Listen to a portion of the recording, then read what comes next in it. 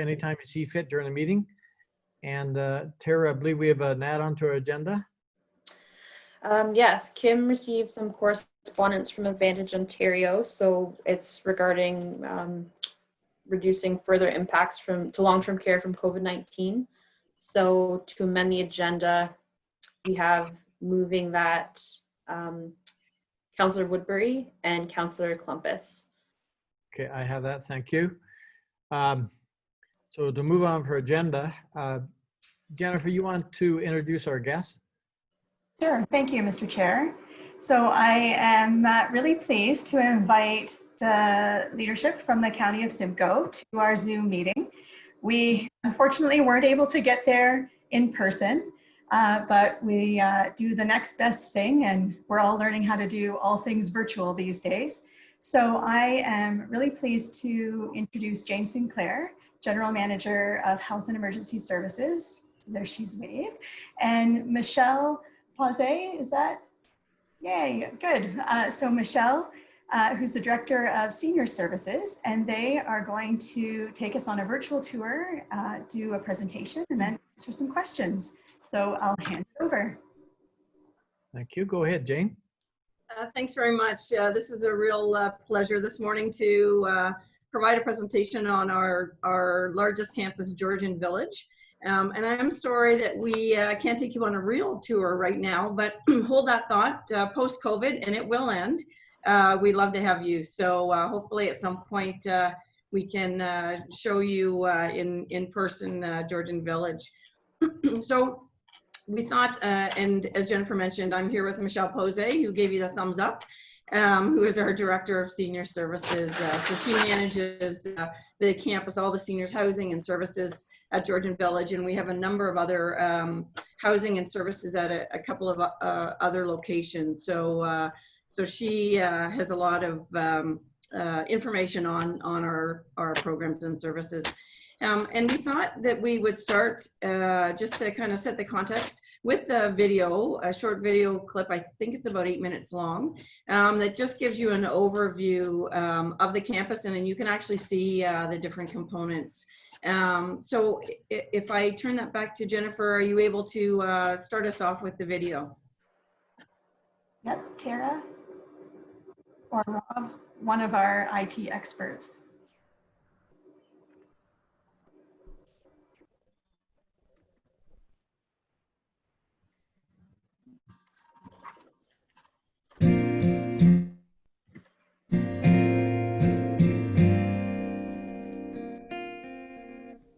How do we define Georgian Village for those looking in?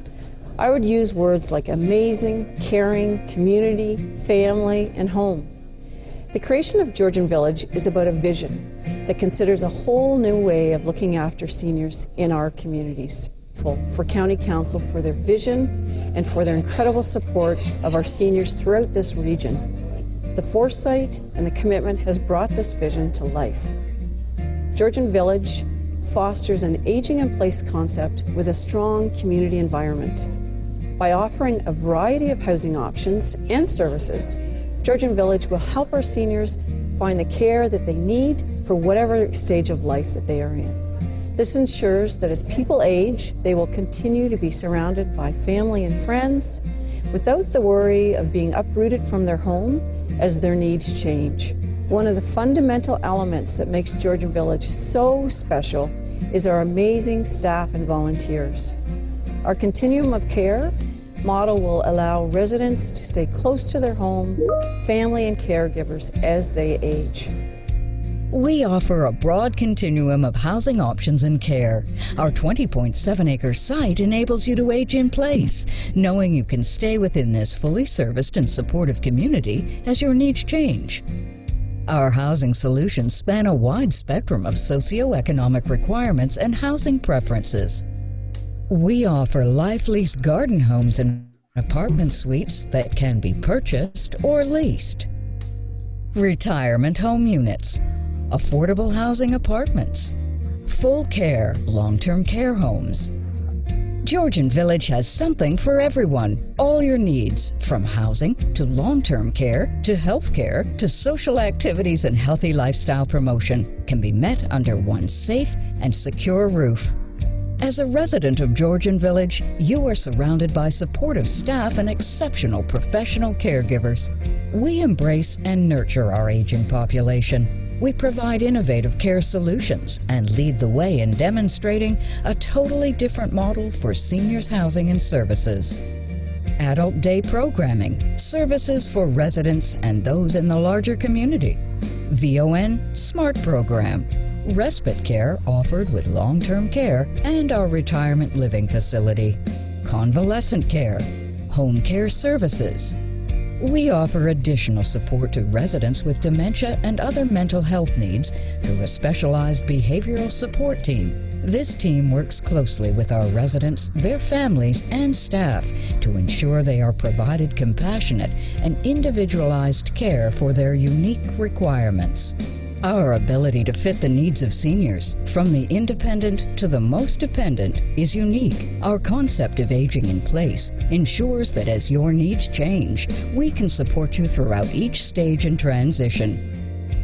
Georgian Village is a complete community within a community, bringing a wide range of social and recreational activities right to your doorstep.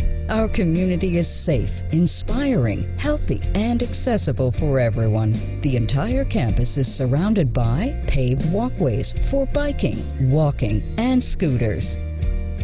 To promote and support your active lifestyle and diverse interests, the Village Center and the grounds contain many activities to stimulate your mind and invigorate your body. Golf greens, shuffleboard and bocce ball courts, fitness center with therapeutic pool and sauna, worship center, conference classroom, library resource center, woodworking shop, greenhouse with horticulture projects. The amenities are endless. If you need a service, you can find it directly on campus. A la carte meal services and housekeeping. Rendezvous Bistro and Village Pub. Offering pub nights and many other social events. Village Clinic, Hearing Aid Center, Salon, Lawn and Garden Maintenance. Social interaction is a key component to mental health and well-being. At Georgian, we have a strong social network in place to ensure that our residents and those in the larger community are not alone or isolated, while respecting your right to privacy. At Georgian Village, you feel a sense of community. Embrace cultural diversity. Are provided with an entire suite of services and amenities to suit your individual needs and lifestyle. Have access to a busy calendar of social events and activities to support your interests. It takes an entire community to build and support Georgian Village. Our partnerships with the larger community and local municipalities are so critical. Our residents get the added benefit and expertise from the many partnerships we have forged. VON Smart Program, the Red Cross Meals on Wheels, Georgian College, Ministry of Health and Long-Term Care, First Nations, Penetanguishene Public Library, and Simcoe Cooperative Library, the surrounding community. These are only a few of the partnerships Georgian Village has. Together, we have created something truly amazing. It will support our residents in achieving better health and a better life for many years to come.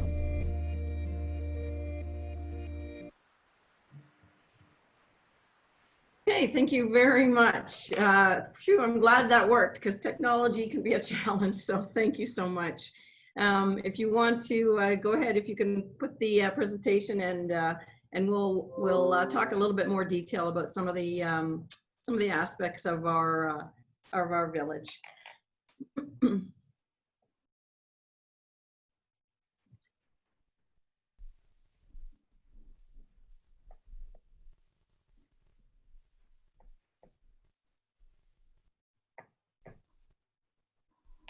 Wonderful. You did that beautifully. Thank you. So we'll skip to the first slide.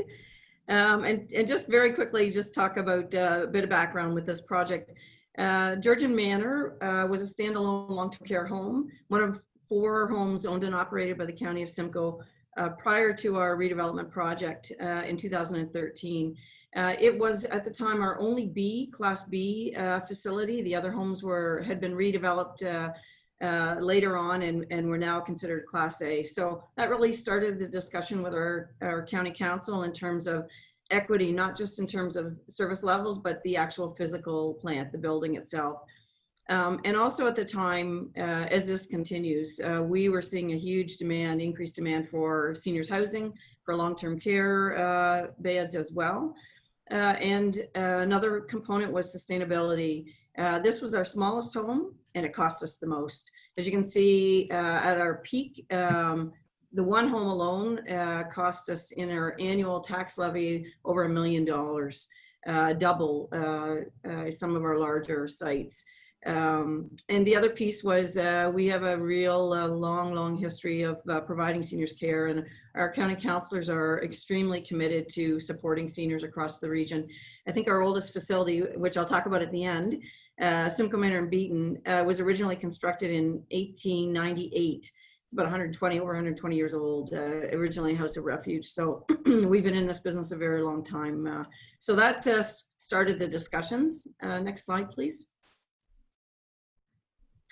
And so looking at our some of our other locations, we had small campuses. So in one location, we had a long-term care home and a supportive housing complex physically linked, and also an adult day program. And in a second location, we had our long-term care home, an adult day program, and life lease units. And we found connecting seniors housing together on one location really worked well. They were able to access some of the services and amenities from the long-term care home, and it just created a really nice community environment. So from that, we looked at the needs. We went forward, our council approved going forward with an entire campus. So looking at all the various pieces we had in other locations, and then adding some additional housing and services. And as you can see, there's 5 different types of housing and along with our long-term care. And I'll talk a little bit about each of them as we go forward. Next slide, please. So just a quick note, there was a funding component specifically for leads component to our long-term care home. And one of our council directives is to preserve and conserve our environment. So it was a really great fit. So you can see the energy savings, the forecasted energy savings are about $250,000 a year. So the payback was just over 8 years for the additional investment. And as I mentioned, we did receive additional funding for the green components of the project. And you can see, lighting, toilets, HVAC system, some components of design. And I will tell you, we've learned a lot since we opened the doors at Georgian Village, and we've actually upgraded our lighting since. At the time, some of these components were fairly new, and we've seen huge efficiencies since then. So we continue to look at our design to save money. Next slide, please. This just gives you the look and feel of the entire campus. It's in Penetanguishene, which is located on Georgian Bay. And it's a beautiful area. And so we try to reflect the outside inside our campus to really create that home-like environment. Next slide, please. This just gives you, and you saw from the video, you could actually see the buildings, but this gives you an overview. And if you look right in the center of this diagram, you can see the box that reads Georgian Rendezvous, which is really the community center. And that's what the whole campus development really positions itself around. So each of these various housing components, with the exception of the garden homes, are physically linked. So our residents just walk down the hallway to access the core community center. And the Rendezvous it's a French community. It's a high Francophone population. Michelle is my French connection. She's fluent in both English and French. I am not. So we tried to really bring that cultural component into the campus development as well. Next slide, please. And it's on 20.7 acres. Just before we move, you can see kind of the white circle the Simcoe Circle, we call it. So there is a paved walking, cycling trail that surrounds the entire campus. And as soon as we open the doors, in fact, before we open the doors, we started to see people from the community accessing, riding their bicycles through, going for walks. So it really feels like a community. And on the north side, it's actually connected. We have a crosswalk connects to a park, an adjacent park across the street. And on the other side, it connects to trails that go to through the broader community. So it was a really nice fit in the larger community. Next slide, please. So the manor itself was 107 beds. It was our smallest home. It cost us the most. We didn't have the same economies of scale.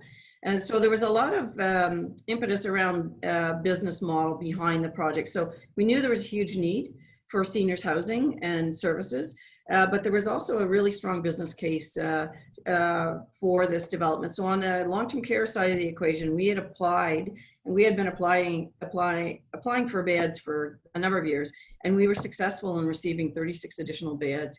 And those additional long-term care beds really took us to the next level. And year one, you'll see, I'll talk a little bit about the finances, but we saved about almost $500,000 in a drop in our tax levy for this home in particular, just by having more beds, more income, and being able to spread our administrative costs over a larger home.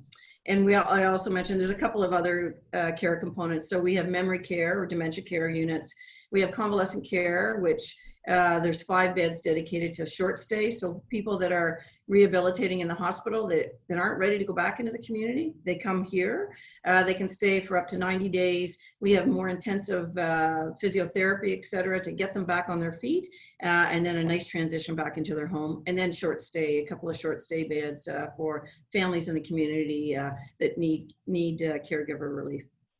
Next slide, please. So Georgian Residences, this is our retirement home. So this is really the next level of care at Georgian Village. And it's typically in for-profit. So this really was a new adventure for us. In fact, when we sought approval with the province for this, I think this was the only contract they had done with a municipality. Michelle's shaking her head. So this was really unusual. But honestly, what we tried to do is reflect the whole socio-economic continuum. So we have everything from affordable housing, apartment suites, life lease model, which is similar to a condominium, only age specific, right up to retirement living, and then long-term care, because we know there's various needs in the community for our seniors. So we added 42 retirement home apartment suites. And it has full service. So we have an RPN, a registered practical nurse, 24/7, and then we have PSWs there during the day and evenings. And we provide all their meals. There's a care component up to 30 minutes a day of personal care is included with their rent and service package. And then recreational programs we offer 7 days a week, because we know that social piece is probably one of the most critical components of the entire campus.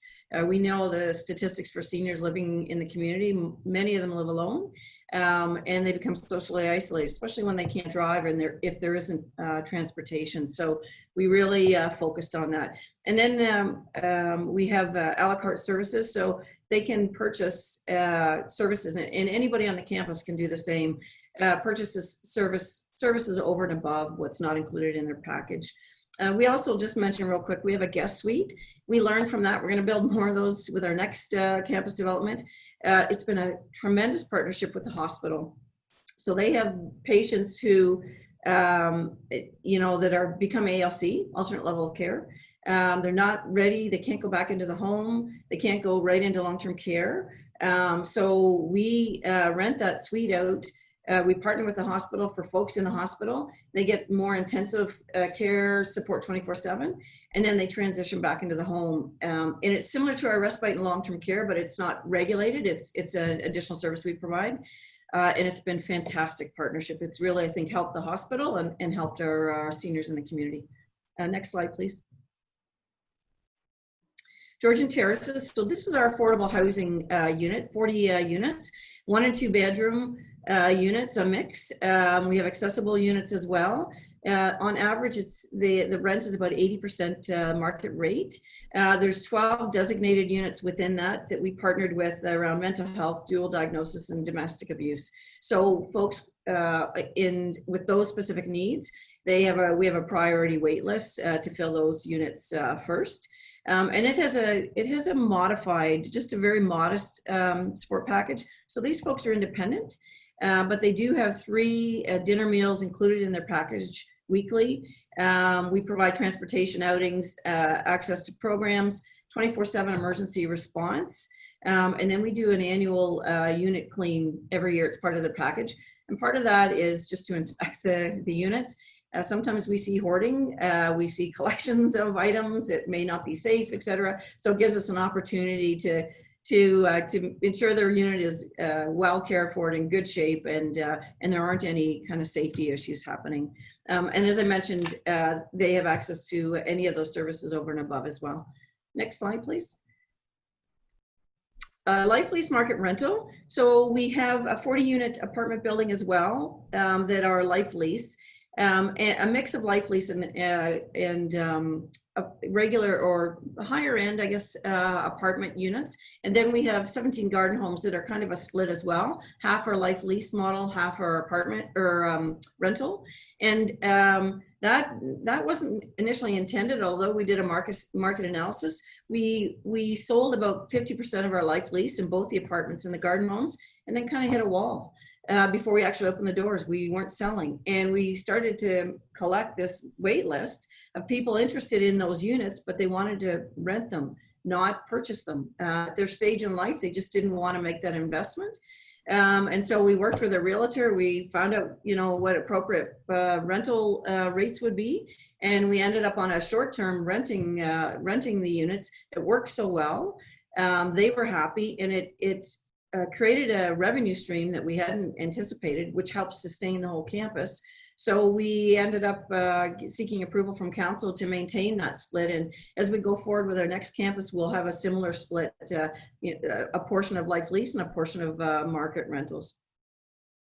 Next slide, please. So this is the Community Health and Wellness Center. I'm not going to list all of them, but you can see we've packed in as many support services and amenities as we can, trying to create this community inside a larger community, knowing that folks often can't easily get out to different services and amenities.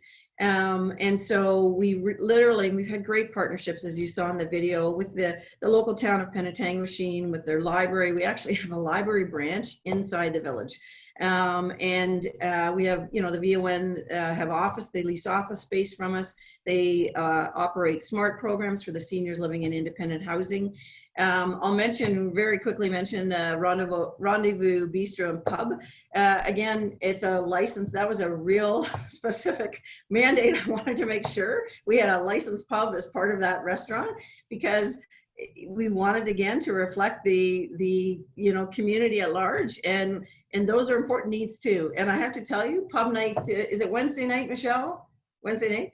It's our most popular program that we offer.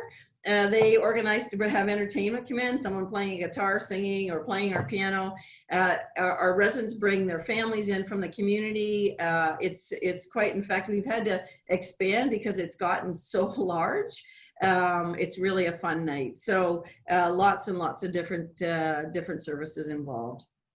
Next slide, please.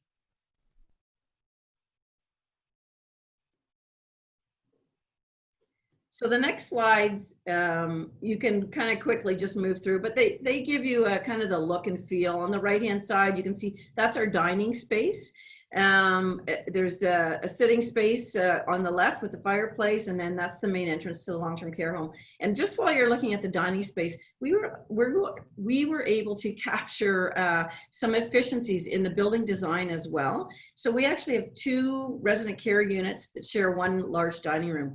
And right in the center of the dining room is the servery. So we have the dietary staff come into that location, and they're able to serve the residents across both dining rooms. So we've saved some walking steps and, you know, attained some synergies because of the building design. Next slide, please. And again, this shows you some other pictures that I'll just focus on the top right. That's one of our tub rooms, which we call our spas. In our last design, in our older homes, they were done beautifully years back, but the tub rooms were these sterile, white, yucky, hospital-like rooms. And if you're a senior or someone in a long-term care home and you have to get, you get a tub bath a couple of times a week, and you might have some confusion layered on top of your condition, it's really scary for folks to be taken into these clinical tub rooms. So we wanted to make it look and feel like a spa room. So you can see there's heated planks on the ceiling, cedar planks with the heating, ambient heating from the ceiling. We put some glass block in there, some tile. We just tried to make it really warm and inviting. I think they play music. I don't see any plants. We talked about plants, but if we have plants in there, they're probably fake. But we really focused on our tub rooms to really make them a much better experience.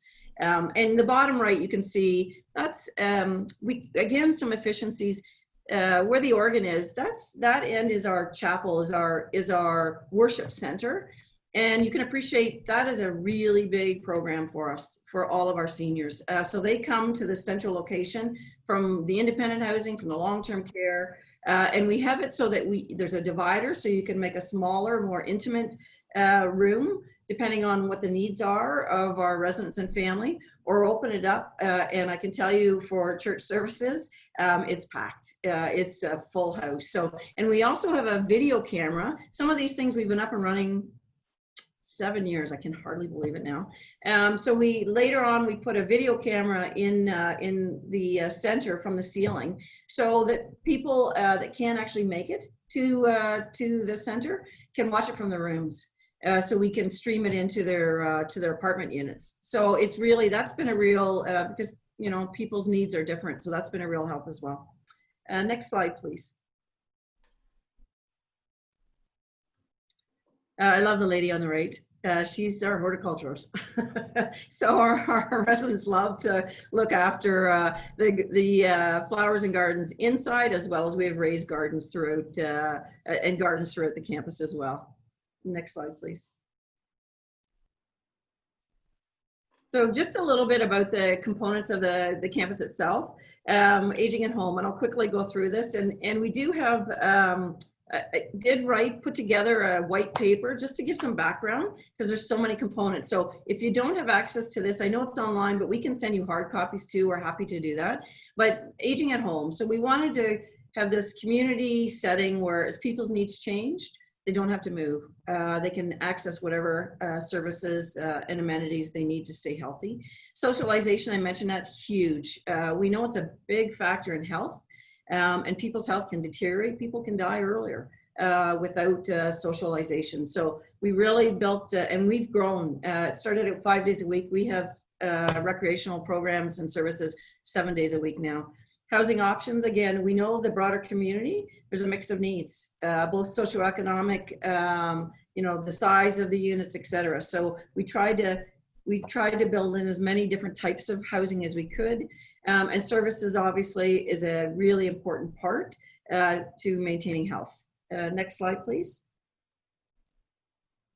Community Hub, I talked about that. It's a core concept for us, and it's worked really well. And I mentioned, or in the video it mentions, we actually have a doctor's office. So he's part of a family health team with a nurse practitioner. And boy, that's been a really great fit as well. So he brings his patients in from the broader community, as well as his patients that live on campus.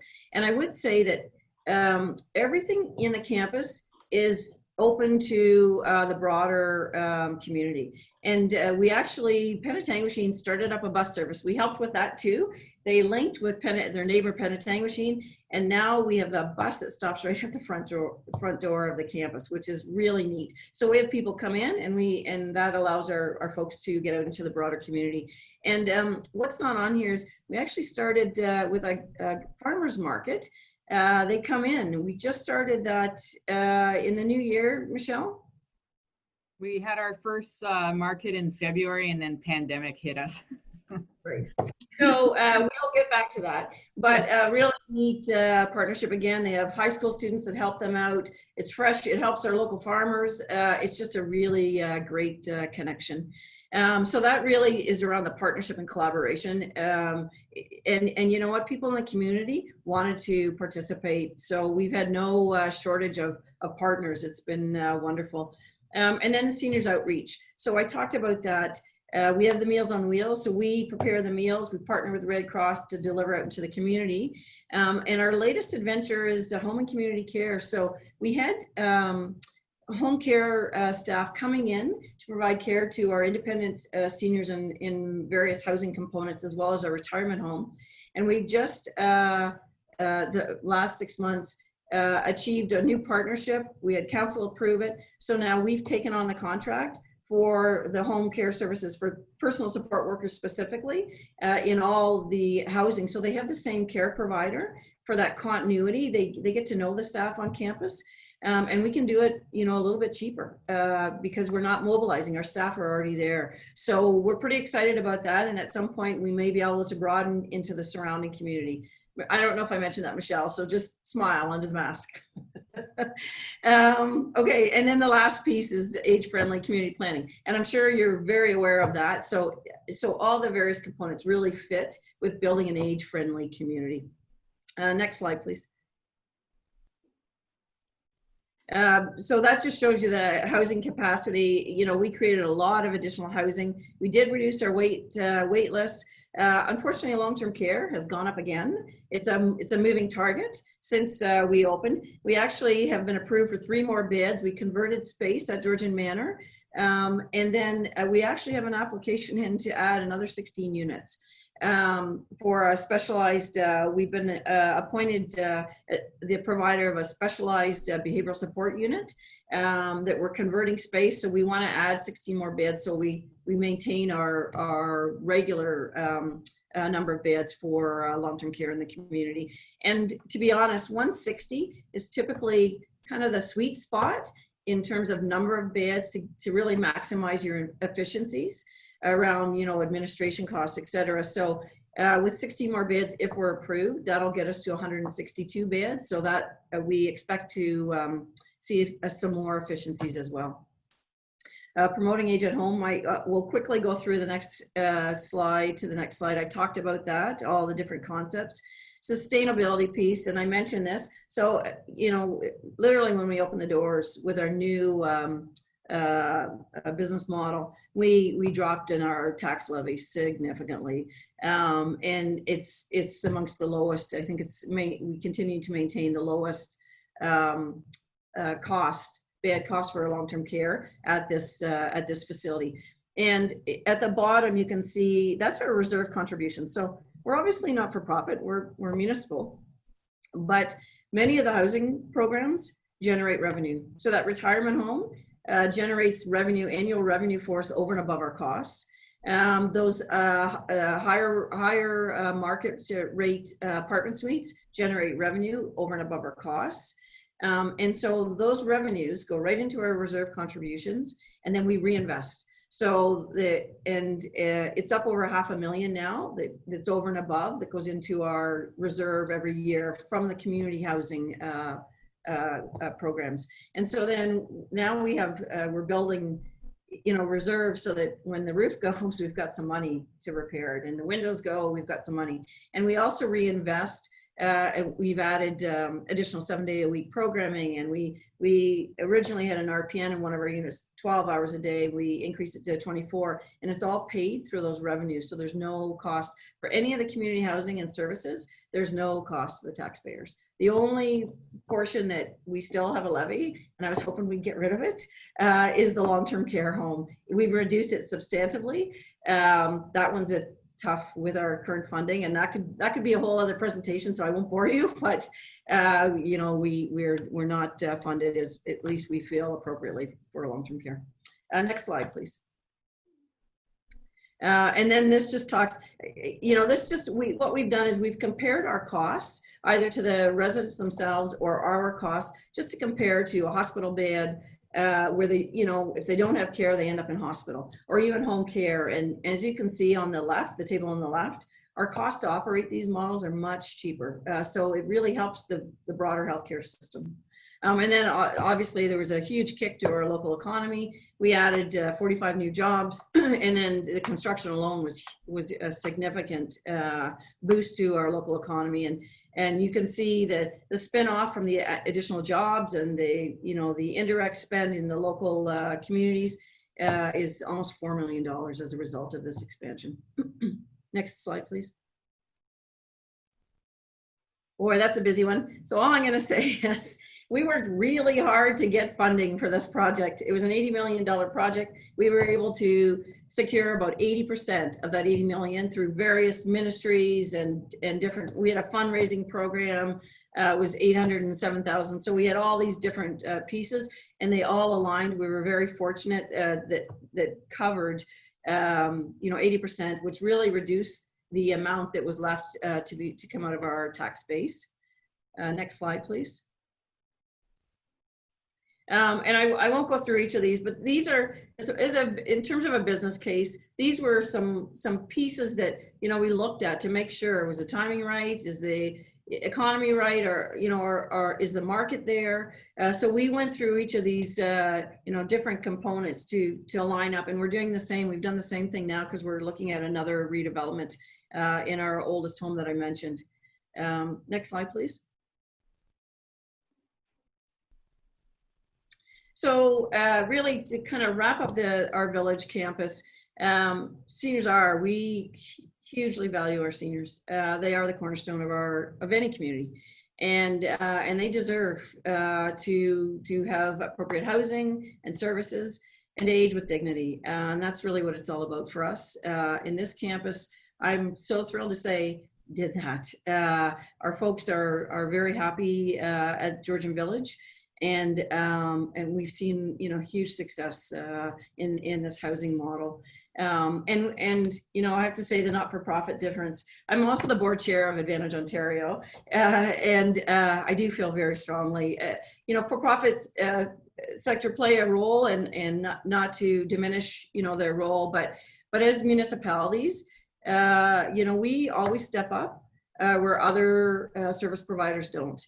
That's what we do. We're here to serve our residents, and we're not in this to make money or to profit. We're here to, you know, ensure a high quality life for, you know, the people we serve. So we're very proud of this, and I promote this as much as I can with other municipalities, because I think, you know, your roles in the community are so important, and you do such a great job in looking after all community residents.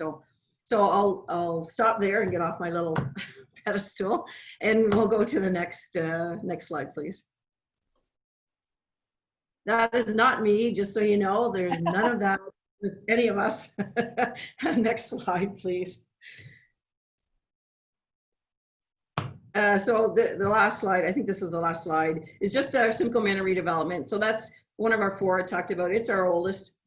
So we're essentially doing the same thing. We're taking the model of Georgian Village, and we're applying it Simcoe Manor, and it's going to be bigger. We had two milestones. We had to purchase adjacent property. We didn't have, it's on about 8.5 acres. We needed more to do a full campus, and we've done that. We've purchased the adjacent property. That took a little while, but we're pleased that has occurred.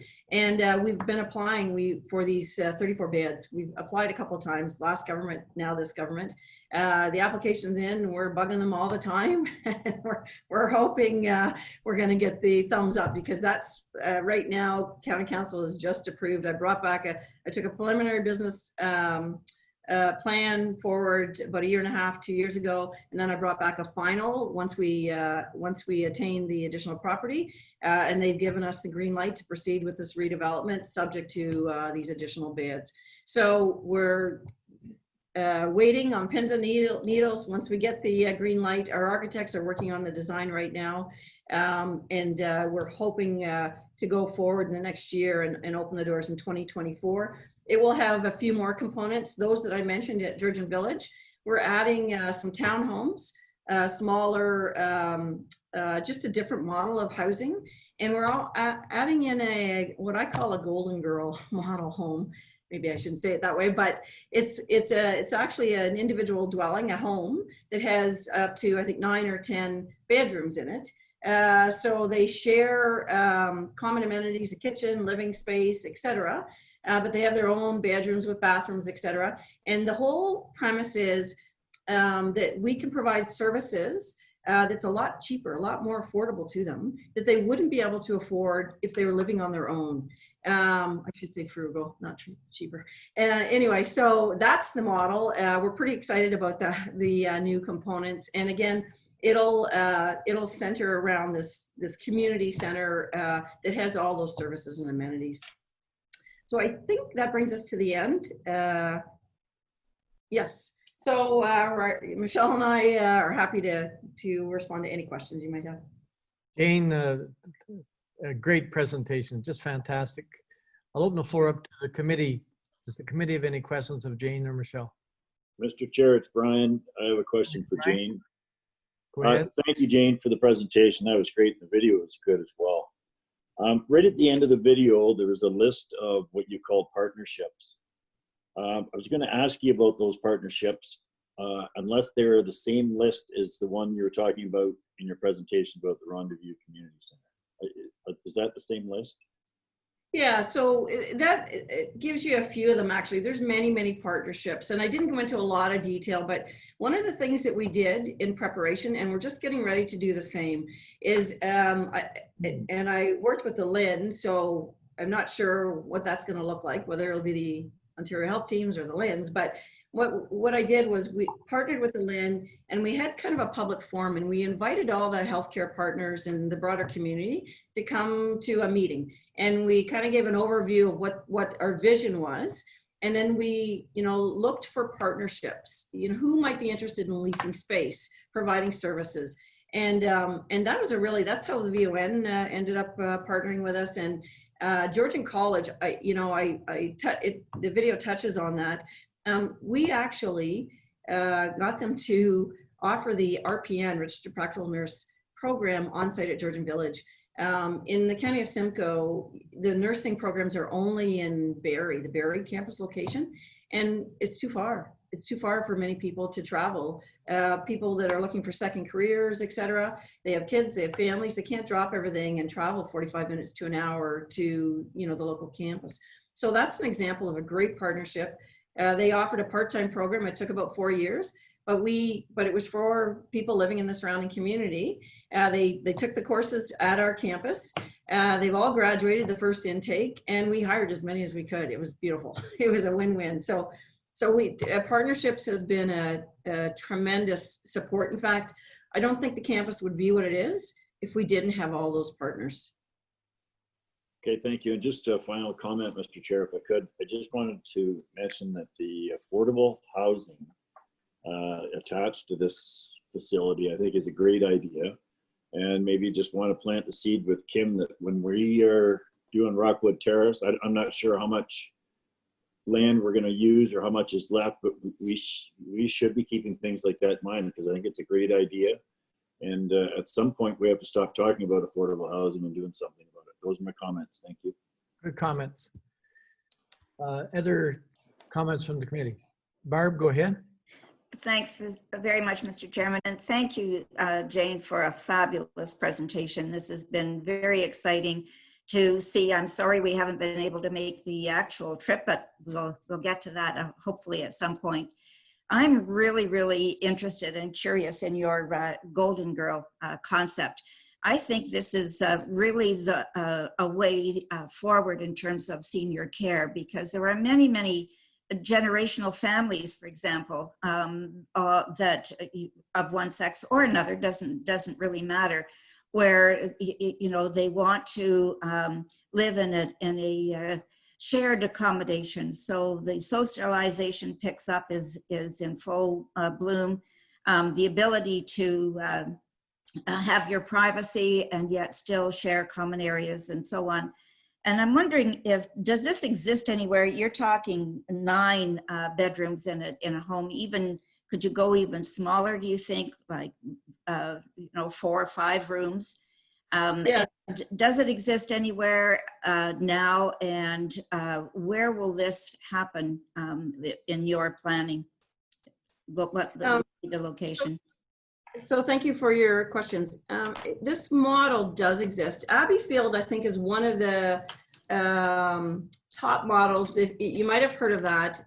So it's similar to, we're not using Abbeyfield, but it's similar model where groups of seniors share in an individual home, like a residential home. And you can add or subtract. So you can go bigger or you can go smaller. I think we pushed the envelope a little bit to 9.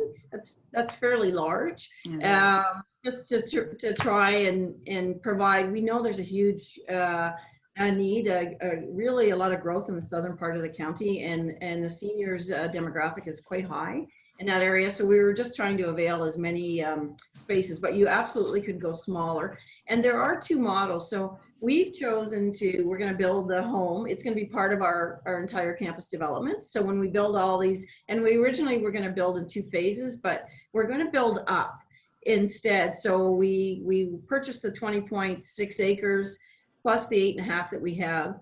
But we wanted to, ensure there was room for growth. At Georgian Village, we jammed everything into the 20.7 acres there, and we have no potential growth area. In fact, we're negotiating with the adjacent farmer to purchase more land for parking and other needs.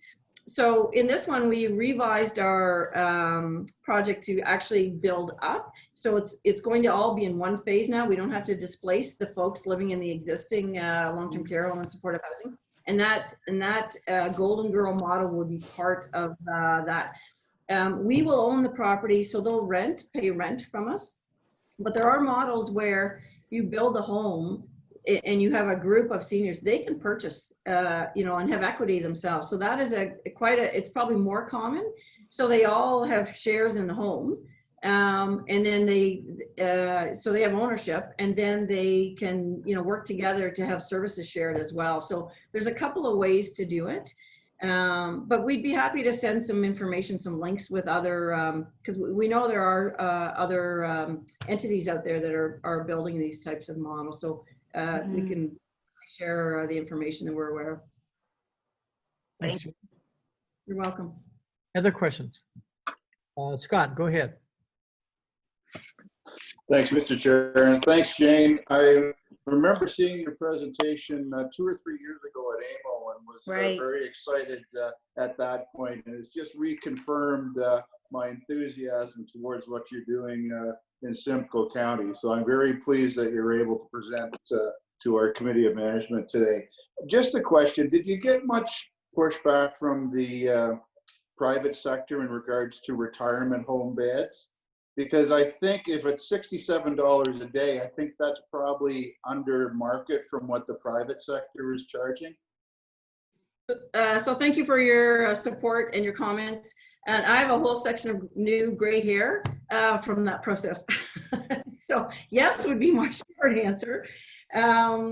We did. It's not typical for municipalities to venture into this world.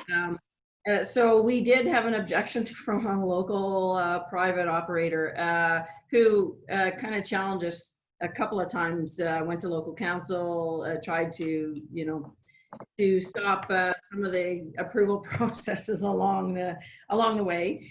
So yes, would be the short answer. And we've tried to partner with the for-profit sector as well. We recognize they're an important part of our communities. And your comments about the pricing, we didn't want to go in because we're municipal and undercut, and that was really important. We wanted to come in and be as affordable as possible because we are municipal.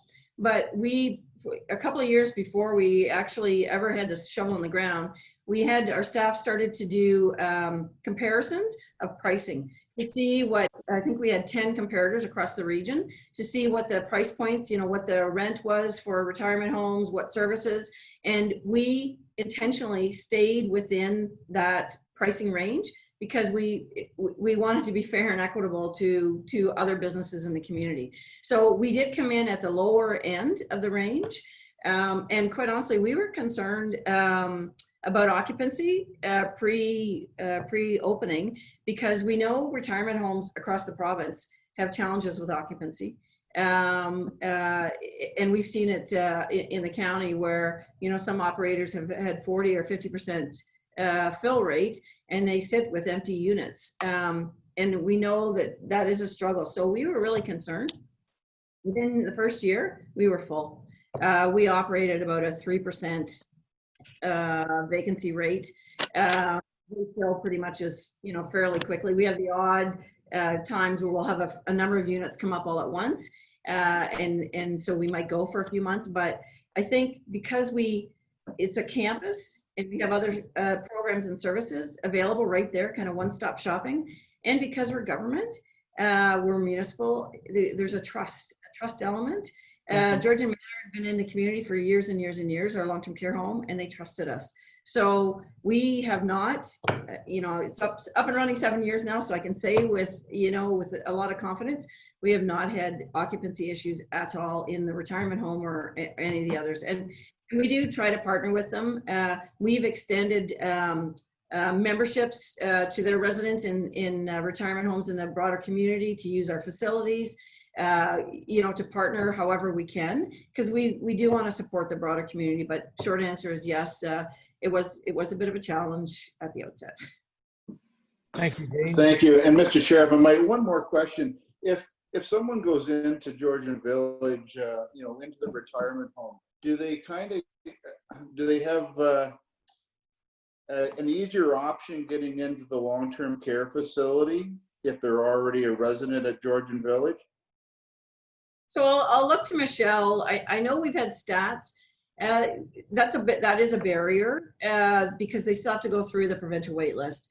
And I think, Michelle, is it about 50% of all of our transfers to long-term care, I think, go into our own long-term care home, the others go elsewhere. But Michelle, maybe you can I would say a little bit higher than 50%. And the one good thing with here is that, so they do have to go through the wait list and they don't have a higher priority because they're already on campus over somebody who's out in the community. But what's great here is that we will support them, even if they're on a crisis list, we will support them until they can get their preferred choice if possible. And so we've been able to do that with many. We've also, and I'm not sure if Jane mentioned our priority placement policy that we have. So we do have a priority placement policy for all of the housing except long-term care because that's legislated differently. So if somebody lives in one of our either Georgian terraces or affordable housing or life lease or market rentals, and their needs are such that they really would benefit from maybe being in a retirement home with 24 hours support and staff on site, they will have a higher priority on the wait list over somebody coming in from externally from off campus. And so we will get them into our retirement home a lot sooner. And so that priority placement works for that type of housing into retirement or anywhere else. But unfortunately, because of the barriers of legislation, everything, we do not have that. And I believe that's been on the tables for discussion for many years for these campuses to have a bit of a priority for those already out residing, but we're not there yet. But we can support them in place. Even if they were in an independent living housing, they can choose to purchase a la carte services such as nursing or PSW or things like that. And we will support them in their own home to be able to age there until they get their placement offer, if that is the route they're going. Well, thanks again. I think you've hit the nail on the head. Thank you. Thanks, Michelle. Jane, a question to either you or Michelle from the chair, kind of a loaded question. with the pandemic and so on, it's been a different learning curve for everybody all the way through. Do you expect to see a lot of changes in the way you do business at the end of this pandemic? That is a great question. I think, if I were to make a guess, educated guess, I'd say yes. There will be some differences. We will have somewhat of a new normal. Some of the precautions we're taking, universal precautions around masks and et cetera, I think they're here for a long time. I wonder, even in our communities right now at the county, we're debating emergency management's under my hat too, and we're debating right now a bylaw for universal masking when you're out in public, in closed spaces, so in businesses, in stores, etc. So I think probably things are going to be different. And I can tell you the one good thing is the virtual technology like this. We didn't really use this nearly like we do now. It's our normal, not just as staff, but for residents. We're able to connect our residents to their families through FaceTime and their iPhones and Zoom and Skype and all these various methods, and it's really helpful. It's really helped bridge, and we know lots of families come from afar too, so they wouldn't necessarily be able to see them. So we've really changed kind of the way we do things, and I think some of those pieces are here to stay. I don't think they'll go away. Thanks, Jane. Mr. Chair? Go ahead, Christine. Thank you. I just want to say that I really enjoyed the video and the presentation, and I'm hoping that all of our county council members would have the opportunity to experience both the video and presentation. Very, very well done. And I really like the concept of the long-term care campus living and the whole new way of looking after seniors. I like the link with affordable housing and social services, and I feel this is a new direction for County Council to embrace for sure. A couple questions. Is there a doctor, an assigned doctor on campus? And also, is the facility pet friendly in terms of just having pets? And also, how do you accommodate the support animals? And then I have a follow-up question, if I might, after that. Okay, so yes, we have a physician that runs a clinic. So not everybody necessarily goes to that physician, but he did take on residents if they were looking for a physician. Some prefer to keep their own physician they've had for years and years, but that was a really nice adjunct to the whole campus development. And some of our attending physicians in long-term care also have patients that live in the independent housing. I know our medical director, Dr. Woods, and he'll wander over and visit, knock on their door and visit some of his patients that actually live on campus. So it's really been a really neat concept around that. Now, I've forgotten your second question already. Oh, pet friendly? Oh, yes, that's really important. Absolutely pet friendly. Cats and dogs. We have limits on size. Some of our residents have pushed on the limits. There's quite a big poodle. I'm not sure what it is, standard poodle. So I think it exceeds the weight limit that we put in place. But absolutely, we know pets are a normal part of, people. I have 3 dogs. I'm just really crossing my fingers they don't start barking before the end of this. So it's a normal part. It is pet friendly. And they are able to take them for walks on the grounds. If I were to do this again, and maybe in future, having some type of pet service would have been a great service to build into the campus to help them, dog walking services, or we didn't do that, but boy, we could, if there was somebody out in the community that wanted to start up a business, that would be the place to come. So it is pet friendly. And the other piece I didn't mention was smoking. So it's a smoke-free campus. So they cannot smoke, they're not smoking their units anywhere and they can smoke on the grounds in designated areas only. And that was a tough one. But we chose corporately, we've been doing that as a county with our social housing as well. We've been making them smoke-free buildings. So I don't think there's been too many issues, Michelle. I think it's been maintained, both of those, the pet friendly and and the smoking has been maintained quite well. Thank you. And just to supplement to that, you had mentioned that there's that you had presented a final business plan to council. Would that be available online to take a look at? Yeah, absolutely. Okay. So we can send the link. I think the date escapes me, but it was early in May. Time flies by with this pandemic, but we'll absolutely send the link so that you can have access to the business case. Great, thank you. And you should be most proud of the accomplishment here. Very, very well done. So continued support on that. Thank you very much. Appreciate that. Thanks, Christine. Does any other committee member have a question or staff? John? Go ahead, John. Thanks. Yep, thanks.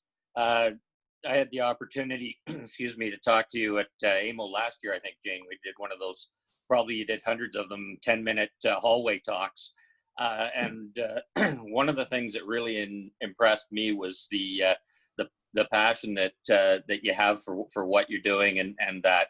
And I think one of the benefits we have is we've got a staff that has that passion as well and is open-minded and the idea of it, long-term care, not just being long-term care, but being the community of campus like you have, and being a big part of the community is just such a good idea. And one of the things the pandemic has done, we've had a lot of support for the county-run long-term care facilities. And with what's happened during the pandemic, I think that support has only grown, and the trust with our facilities is huge. So you know, any of these ideas, and like you say, we're all borrowing different ones from different areas. I think the more we can get together like this and just share some ideas, the things that we can add in are it's just open. You know, everything from, like we're talking about, already having the ambulance service running out of the campus, so it's there already, and things like that. So thanks again, and yeah, that's, I think, driving thing here is public support and the passion that people have for our facilities. Even, you know, they're wonderful as they are, but the improvements would just be something else. So just wanted to say thanks. Thanks, John. Thank you for those wonderful comments. Kim, any comments? You're muted, Kim. Apologies. There are a couple of questions. First of all, thanks, Jane and Michelle, for all your time. Really appreciate it. Simcoe County staff, how many people do you have working there in some capacity? At Georgian Village, I think we're about upwards 250 staff on the campus. And that's the majority of those staff are in the long-term care home. But Michelle, you must have what, 40 or 50 staff, I bet? 40 staff at least. Community side, we'd have about, I'd say close to 40, you're right. And that would include nursing, recreationists, maintenance, Yes. dietary, everything. Yeah. So I was just, yeah, so you've kept it in-house for the most part. Yeah. That these are your staff rather than contracting things out. Yeah. Sorry, Kim. We started with, we did contract out the community side when we first opened because it was so huge, you know, and we hadn't done this magnitude. So we thought, oh, we'll contract out. We did a costing to ensure that that any contracted service provider would meet our costs or better. So we had a partnership with SEDEC. So it was a 10-year contract. We opted out at 5 years.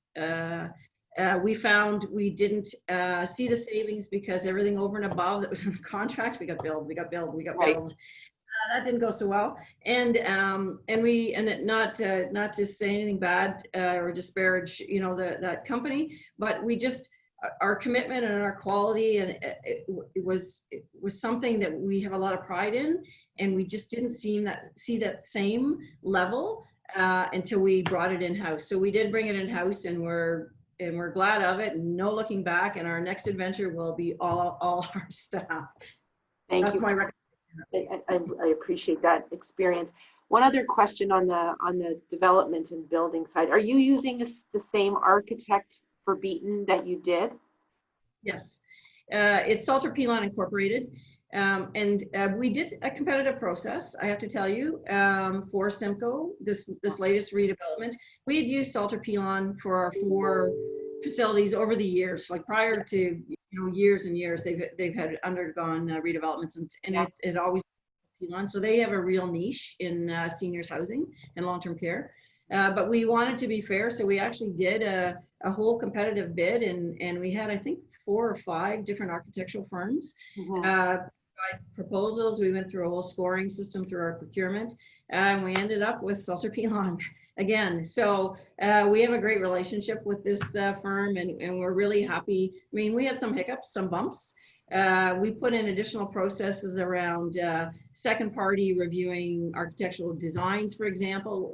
When projects that are big like this, things that may seem small can slip through. So we've put in some additional rigor into our processes to double, triple check. But they, in terms of the quality, they've been amazing. They've been really great. And you use the model where the architect provided the design, and then you are going through a second process to actually undertake the build, or is it a design build? Well, the design is part of it. I need Don Hipple here now. I think it's construction. Right. But they're doing they're preparing right now all the design drawings to go to tender. So and then we go to tender and we'll award. Okay, that makes perfect sense. And from a phasing perspective, did you build the long-term care first and then the housing after, or some other, like your approach to actually building out the site? We did it all at once, and as it turns out, we're going to do it all at once again. When we moved the long-term care people in first. I remember the day very clearly. 107 residents, and they all moved in one afternoon. The management team were absolutely awesome. They had it planned down to every detail, and our volunteers had color-coded vests for the units they were helping with. And anyway, it went really well. So we'll do the same going forward. And with this one, I think it was about I think it was close to $4 million savings by us. Because our original projections were 2 phases, by us doing it in 1 phase with escalation and other lost efficiencies by doing 2 phases. It's actually more economical for us to do it in 1. So that is the process council's approved. Excellent, thank you. You're welcome. Jennifer, would you have any questions? Well, I have been chatting with Jane off and on since I stepped into this role, and she offered to be a resource and a support anytime, and so I'm definitely going to take her up on that offer. I have read the white paper, and it is really inspiring. So I also just want to say thank you so much for bringing the village alive for us today on our Zoom call, and really giving us a glimpse into what's possible for us in Grey County. Lots of things to think about. And I have lots of questions, too many for our meeting. But again, I thank both you and Michelle for bringing us this overview. And I'll be in touch with some questions. Thanks, Jennifer. For the sake of time, does the committee have any other questions? If not, I will move the meeting forward. Okay. Jane, Michelle, thanks very much. We really appreciate your great presentation, and man, we're all going to walk away from here thinking about a lot of things for our redevelopment. And You're welcome. Really look forward to hopefully when the pandemic's over to go over and look at your amazing project. Maybe the new one will be done by then. 2 tours in 1. We'll be waiting with open arms. So best of luck, and we're more than happy to help you along this journey. So take care. Thank you. Thank you. Thank you very much. Bye. Bye. So I'll move on to the agenda then. Jennifer, before we get down to reports, did you want to make a comment before I start on these reports? Sure, thank you, Mr. Chair. So we have been using a format of going through the operation reports individually for a number of months. And so this time we would like to take a slightly different approach where we can use the time most efficiently and effectively. So each executive director is going to give a highlight of some unique information or a pertinent highlight across the 3 homes. Before we start that though, Renata, in her new role, is as the quality specialist, the accreditation and quality specialist, is going to give an overview of the quality indicators. So that's the chart at the beginning of each of the operational reports. So I'm wondering if it would make most sense for Renata to give the overview, and then would it make sense, Mr. Chair, for you to put the Lee Manor report on the floor? Stacy can give the highlights that she's giving, and then move through the reports that way, or do they need, I'm not sure what makes most sense. It makes perfect sense. Okay. And if I don't do it, please correct me. So Renata, we'll let you have the floor. Thank you. The fourth quarter indicators were released by Kai at the end of June, and they represent indicators or the numbers for January to March 2020. I want to extend a congratulations to the Rockwood Terrace team for meeting and exceeding the provincial average in all 9 areas. Quality indicators represent very important clinical outcomes, and they can show resident acuity as well as areas for improvement. For example, Grey Gables and Lee Manor had changes in the last quarter in a few areas. This could represent the acuity that was happening in the home from January to March, as well as areas for the teams to look at improving. Do you have any questions about the indicators for the 3 homes? Does anyone have any questions? If not, I will move on with our first recommendation here. LTC-RCM 2020 Lee Manor Operation Report to the Committee of Management for the period of April 15th, 2020 to June 14th, 2020 be received for information. I have a move by Councillor O'Leary and second by Councillor Klampus. Who is going to take this report? Totally confused here. So thank you, Mr. Chair. Stacy Goldie, the interim executive director at Lee Manor, is going to give some highlights and then be able to answer questions to this report. Thanks, Stacy. Welcome. Go ahead. Thank you. I have the summary I'd like to share on behalf of all 3 homes related to the virtual window and outdoor visits. From the onset of the pandemic, we recognized just how important maintaining connections would be for residents and their family members. And supporting the continuation of these important relationships became a top priority and resulted in the implementation of our Color It Connect program. And that continues to be the dominant program that recreation teams are supporting throughout the homes. During the first phase of the Color It Connect program, it involved virtual visits, and those took place via Zoom, FaceTime, Skype, along with also providing telephone calls and emails. And to date, across the 3 homes, we've supported approximately 1,700 virtual connections. And in early May, we received notification from the ministry regarding window visits. And this direction allowed the homes to move into phase 2 of our Color It Connect program. And each home was able to set up designated areas for window visits, which were implemented just in time for Mother's Day. And then in mid-June, we received further direction from the ministry permitting outdoor visits, which we worked very quickly to have available in time for Father's Day. And across all 3 homes, all phases of the Color It Connect program have been very well received. It certainly offers reassurance to worried family members. They're very grateful for the opportunity to be able to connect with their loved ones face-to-face. And we've certainly noticed positive impacts to the psychosocial and emotional well-being of our residents. So those are the highlights across the 3 homes. And if there are any questions related to specifically to the Lee Manor report, I can address those at this time. Does the committee have any questions? Seeing none, all in favor of the motion before us? Tara, I believe I see a show of hands. Okay, carried. So we'll move on to Rockwood Terrace, that LTCRCM 2120 Rockwood Terrace Operation Report to the Committee of Management for the period of April 15th, 2020, June 14th, 2020, be received for information.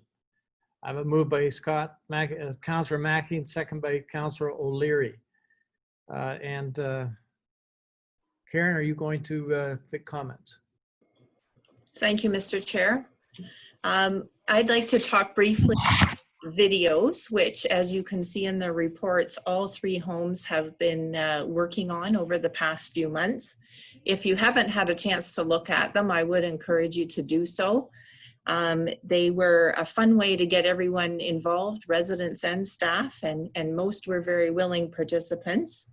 On the confidential side, though, we also get permission to make sure that we're not breaching any confidentiality issues when we create and release those videos.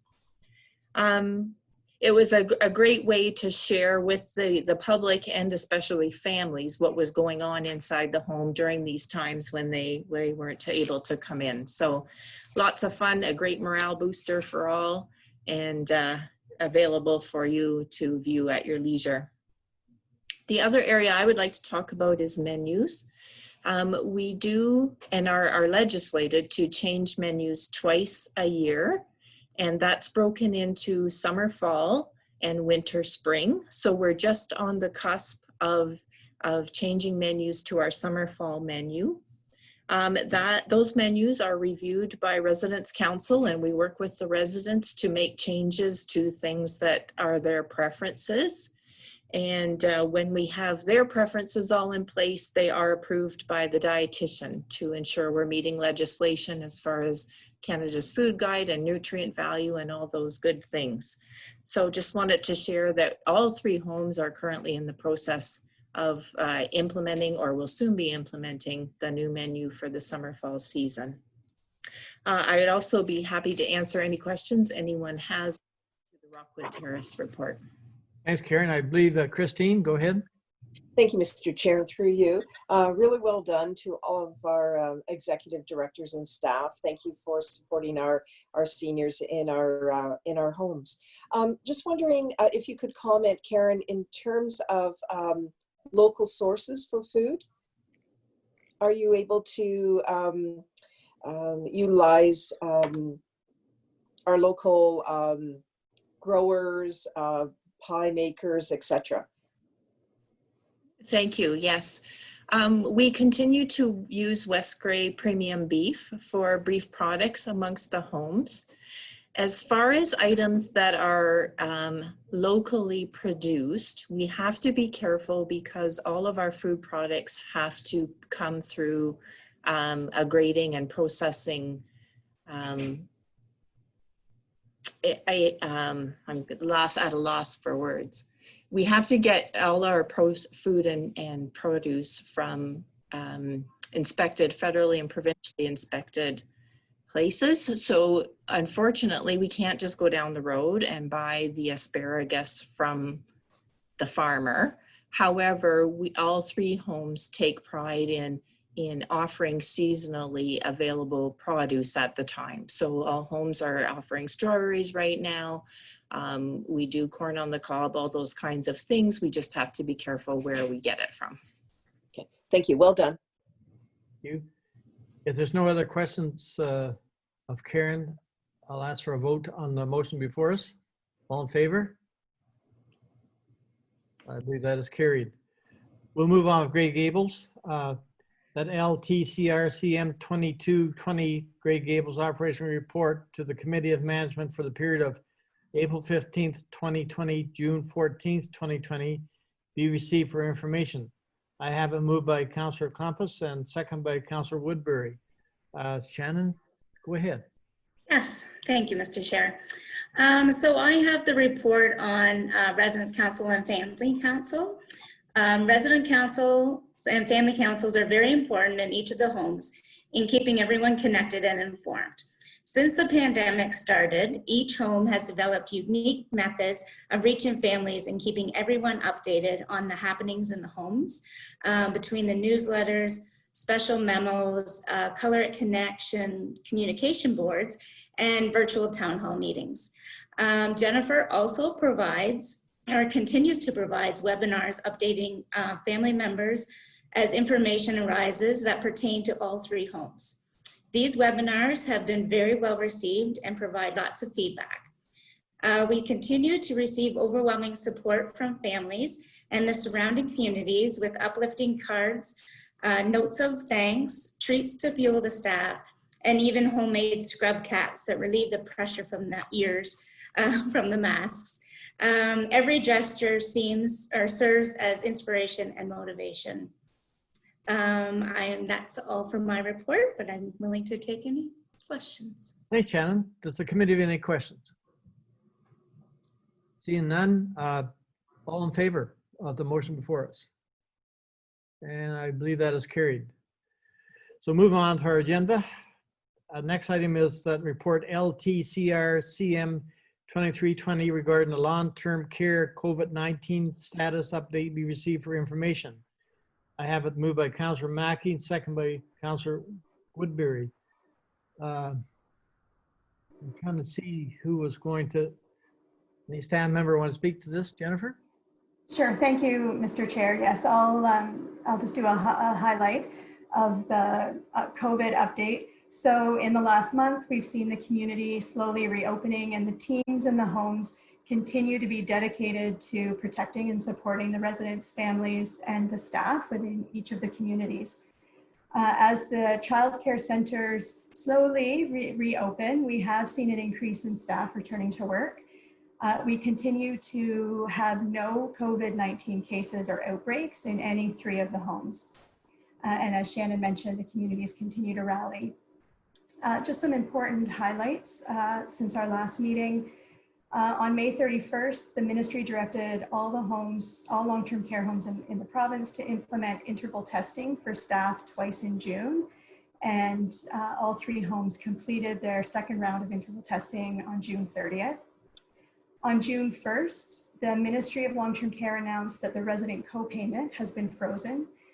This means that the daily rate remains the same until December 31st, 2020.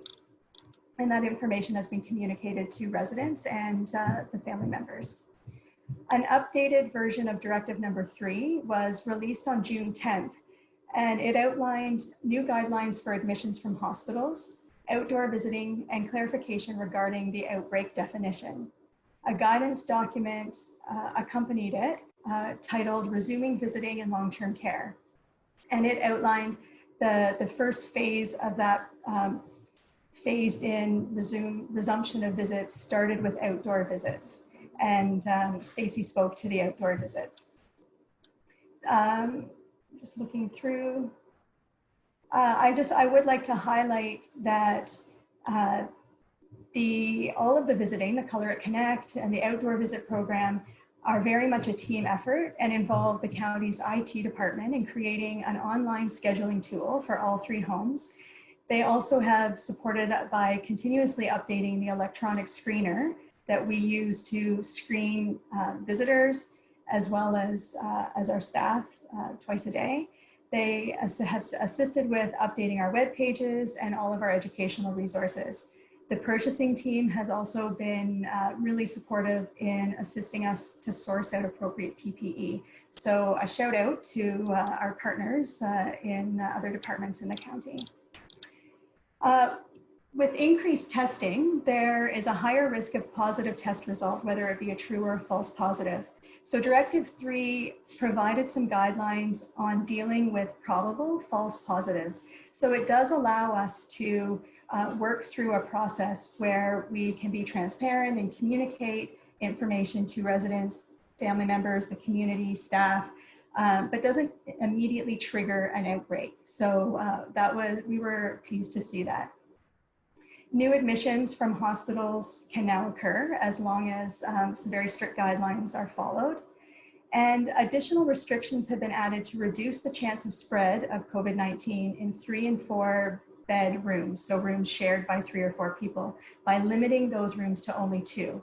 This change does not affect any of our 3 homes, but it does affect 147 beds across Grey Bruce. As we move forward, our focus is on developing a plan to reintroduce family members into the home, family caregivers. And we're calling this program Designated Care Partners. Our commitment to our residents and their loved ones is to provide a safe way to support residents that allows for the much needed emotional and mental well-being that a family member can provide.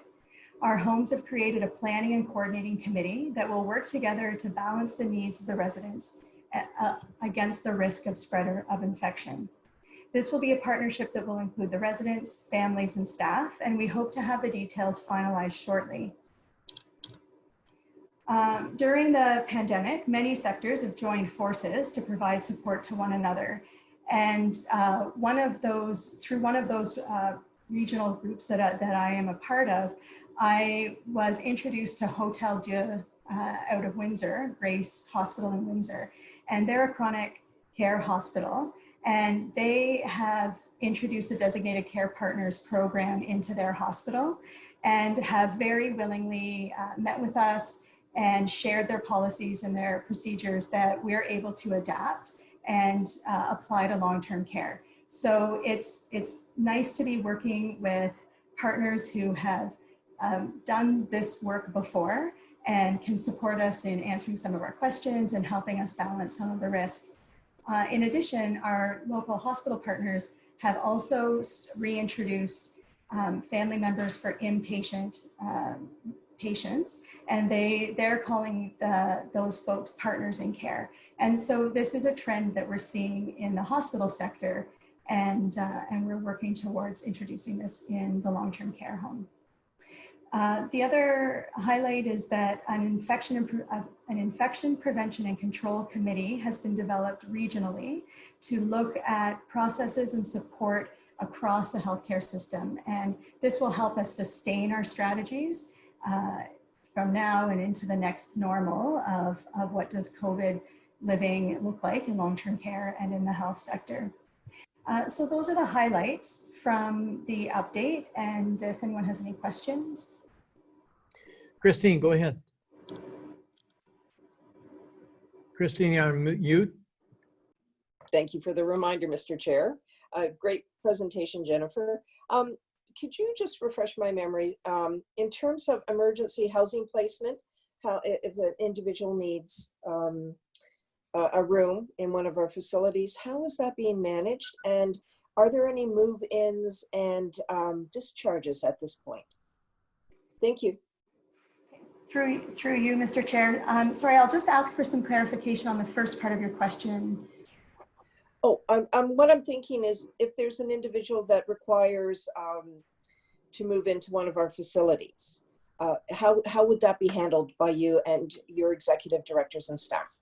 Okay, thank you for that. So there have been move-ins, people moving in from the community throughout the stages of the pandemic. Recently, the directive allowed for residents to move in from hospital. And so there are some very strict criteria that are applied. And I may defer to one of the executive directors for clarification. But a new person moving in needs to have a negative COVID test within 24 hours of their move-in. And then when they do move in, they are isolated in their room. So we do provide them in-room service. Staff go to them for 14 days. And then they're able to come out and be a part of the congregate community once they have passed that 14 days. Okay. Thank you. Thank you, Christine and Jennifer. Is there any other questions from the committee? Seeing none, all in favor of? Sorry, Chair, I think Councillor Mackey had a question. Go ahead, Scott. Thanks, Mr. Chair. Jennifer, in your report, you talked about the emergency service workers and the new positions that have been helping us out. Is that a position that you think going forward may help fill the employment gap that we're having in long-term care? For you, Mr. Chair. Thank you, Councillor Mackey, for that question. The emergency support workers are a temporary position. However, there is opportunity to explore a similar position. Other organizations call them care support aides. And it is an opportunity that we have been in discussion with our partners our union partners in introducing a position like that into long-term care to support the shortage when we are not able to, if we're short, if we have some last-minute shortages, or just to provide that extra assistance as we struggle with some of the health human resources. Okay. So Jennifer, you and our executive director see merit in this sort of position? I do. I think that it's an opportunity to support, make sure the residents are having all of their needs met on a day-to-day basis. And I also think it's an opportunity to introduce the health sector to new workers and support them in, if it's something that they like to do, then maybe they will go back, go to school. Maybe we can support them to do their PSW course or their RPN or dietary. It gives them a real introduction into long-term care. And I think that we can use that to support building the workforce in long-term care, which is a great sector to work in. We just need to bring people to experience it. We are in some early conversations with Georgian College on what opportunities might there be to have some training available for the emergency support workers or care support aides that would also complement a PSW certificate or other type of education. Thanks, Jennifer. On, go ahead. Thank you. Can you just bring us up to date on where we are with that subsidized pay that the government promised? Just haven't heard much about that lately. Right, Thanks. thank you. Thank you for that.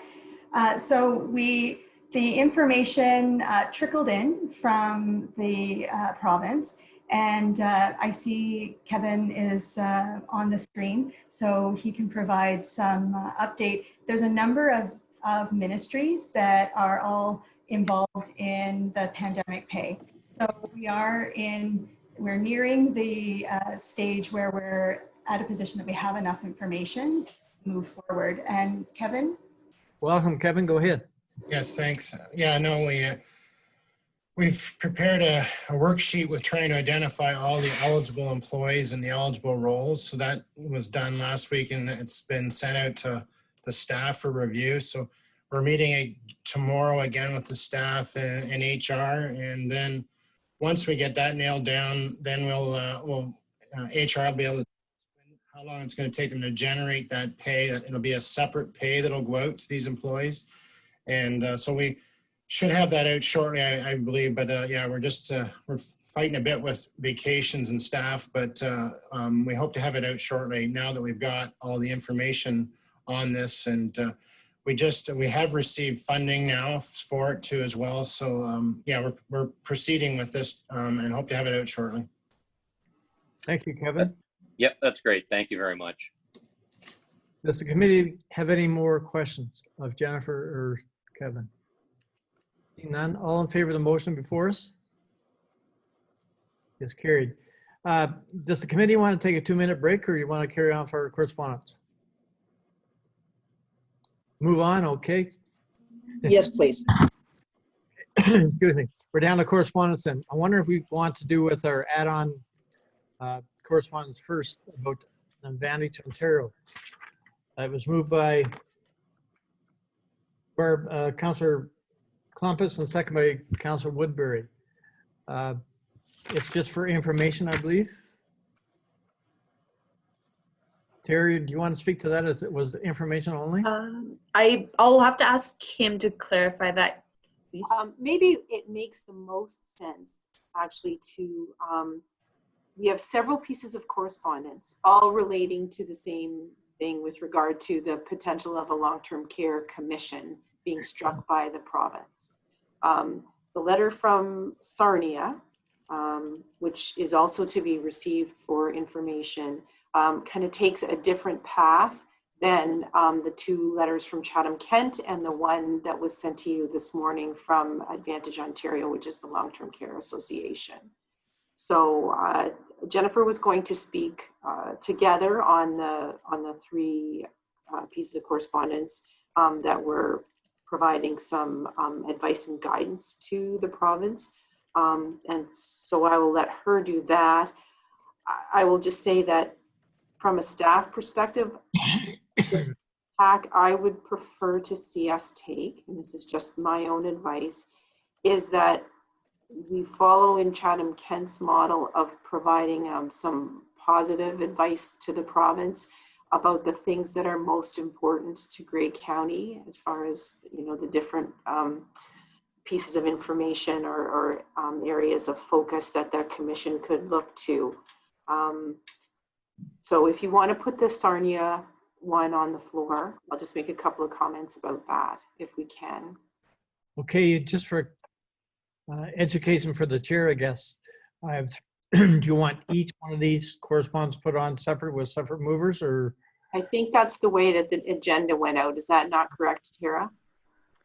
It is, but if the committee wishes to support the last three, like the two from Chatham-Kent and the Advantage Ontario one, we can do that in one motion as well.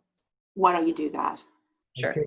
If that's okay with the committee, I will pick moved by Barb Klumpus and second by Councillor Mackey to put those three items on the floor, if that's okay.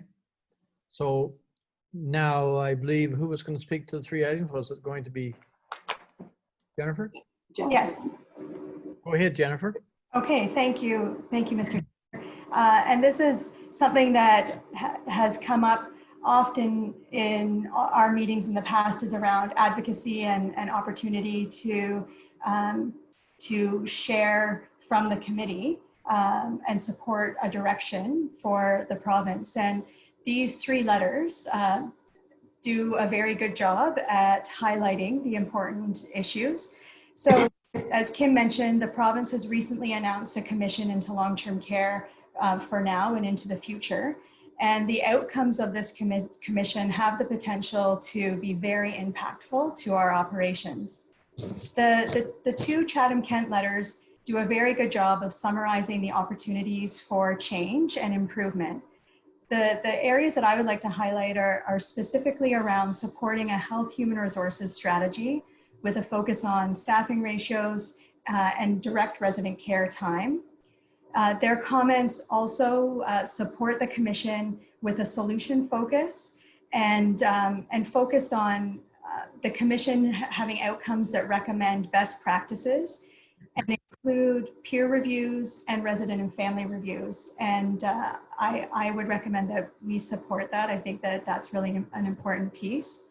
The second letter from Chatham-Kent really talks about the strategy to focus on the psychosocial and emotional needs of residents as very important and key to quality of life. And that's something that we always knew in long-term care. And we see it even more evidently during a pandemic, where an entire group of folks are isolated, are only able to connect with their loved ones virtually.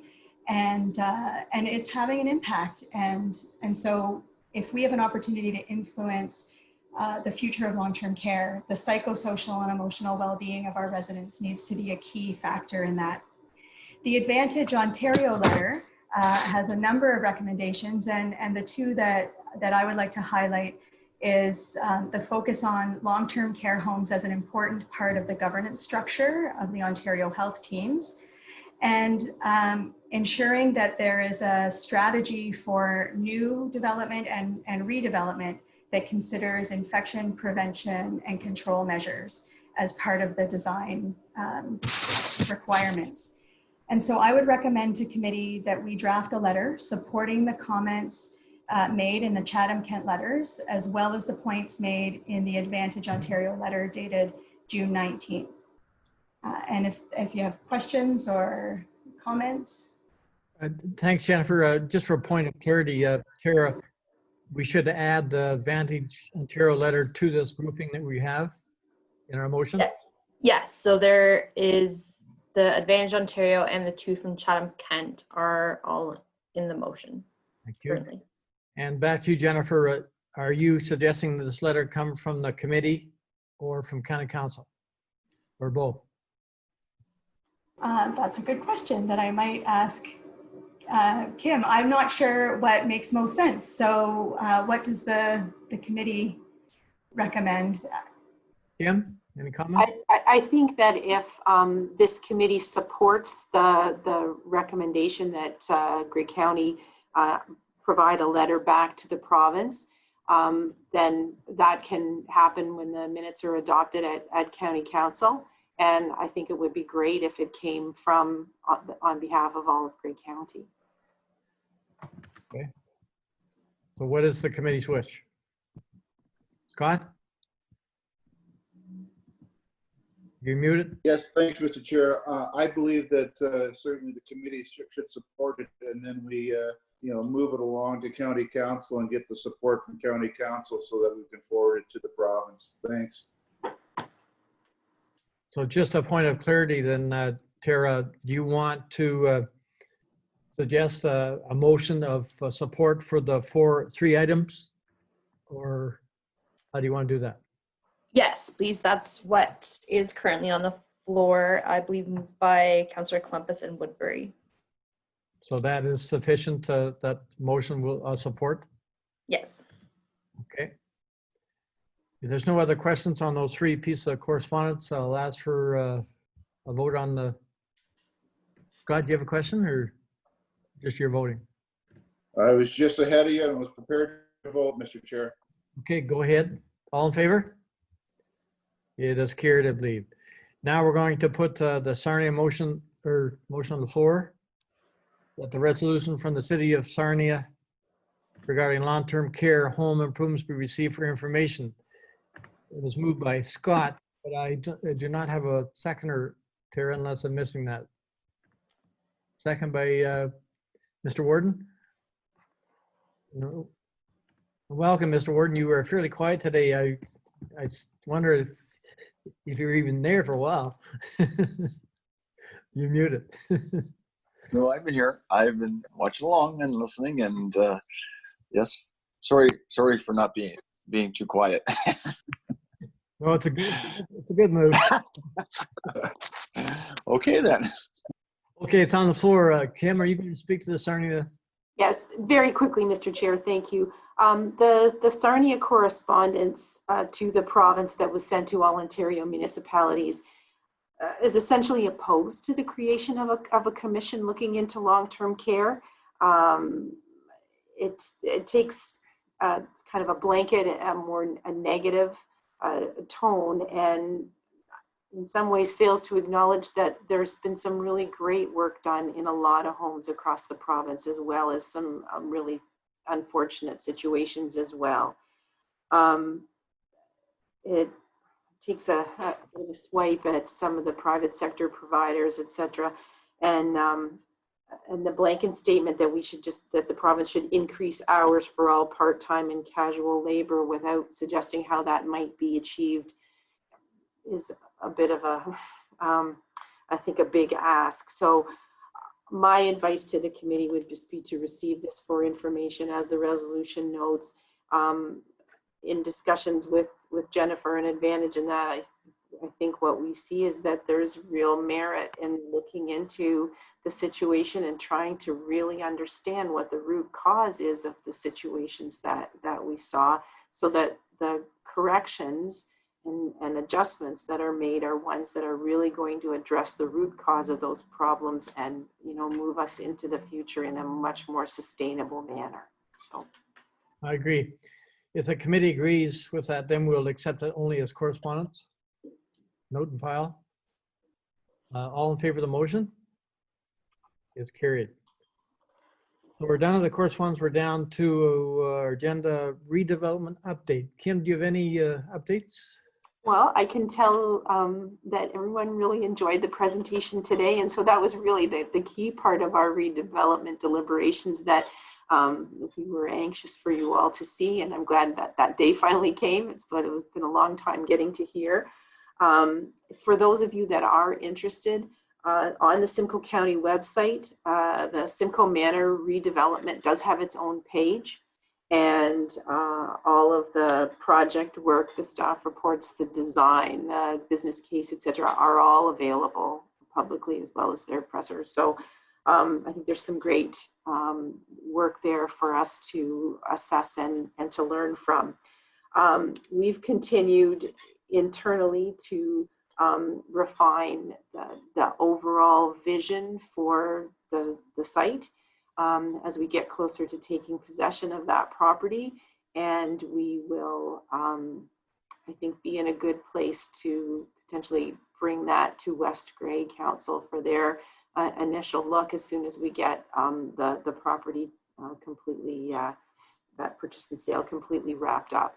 We did get correspondence from the province last week indicating, remember I said on our last meeting that one of the next things the province needed to do was to provide the license to us for the 128 beds, and that there was some consultation that needed to happen for that. So we've heard that they've started on that consultation. Basically what they're doing is they're putting signage up in the long-term care home, and there's a web page for long-term care redevelopment projects.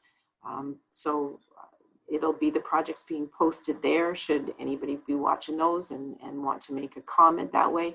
We asked the question of the province whether or not it was appropriate for Grey County to do any media on the fact that this consultation was open just now, and I'm still waiting to hear back on what the response to that was. But either way, I think it's very positive that you know, they didn't want to have a public meeting or anything like that. They just thought they'd put it open for comments. So things are moving forward there. And that's all I have for today. Thank you, Kim. Christine, I see you had wanted to ask a question on employee receiving subsidy pay. And Kevin, I believe you're on the line to answer that question. Sorry. Yes, as best I can.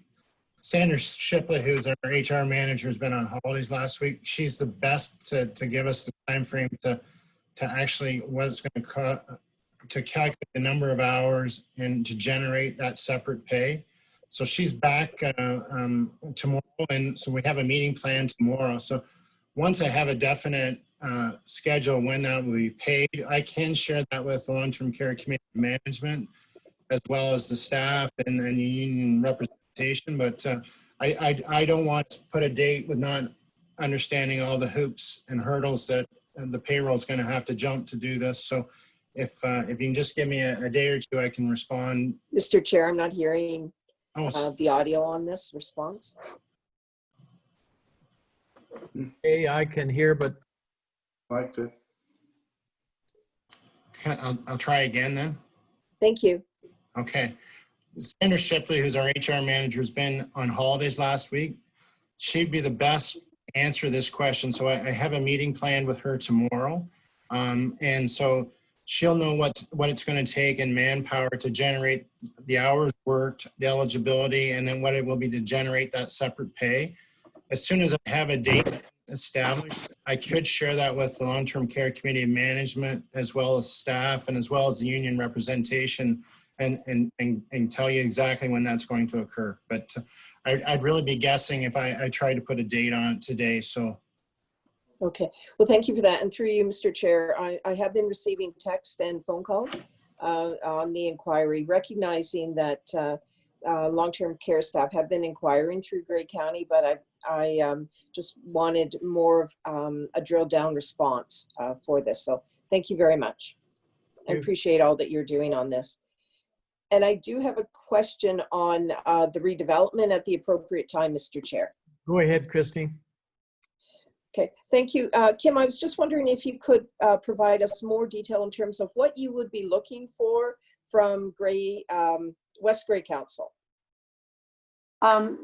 Part of the planning work that needs to happen with the property once we own it is there's a hold on that hold designation on that piece of property.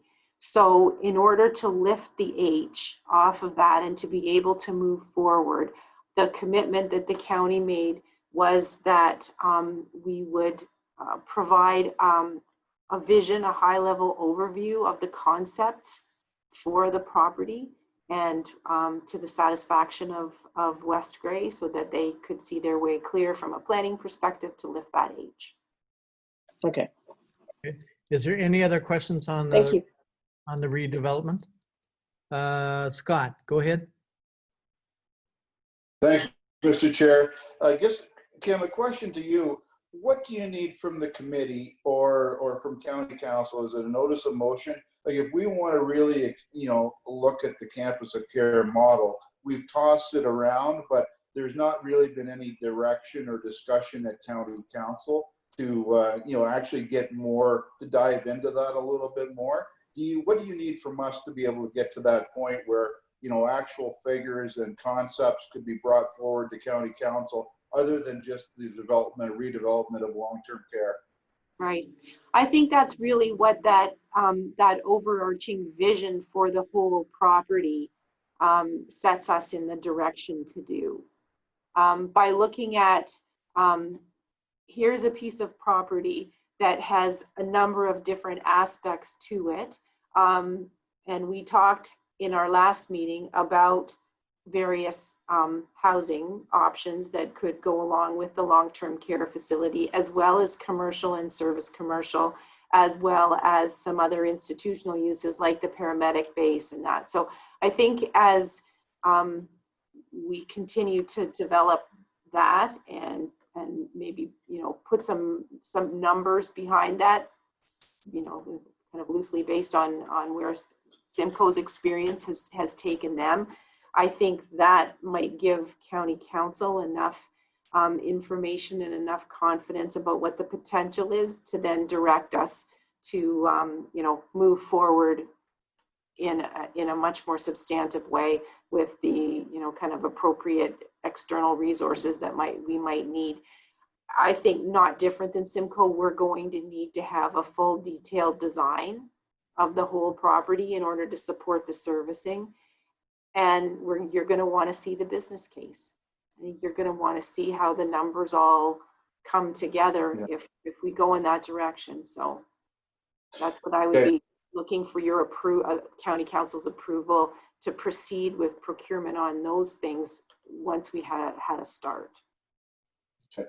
Yeah, I mean, I think it's important, to get a preliminary business case in front of county council because, looking at the numbers that Simcoe was providing, their levy is a lot lower than ours. So they're obviously doing something right in this new campus of care, from a fiscal standpoint, but, just from the whole social standpoint, it's the right thing to do. I mean, it's amazing what they're doing over there, in my opinion. So thank you. You're welcome. Thank you, Scott. If there's no other questions on redevelopment, our next meeting is set for September 8th. And if we have no other business, I need a motion to adjourn.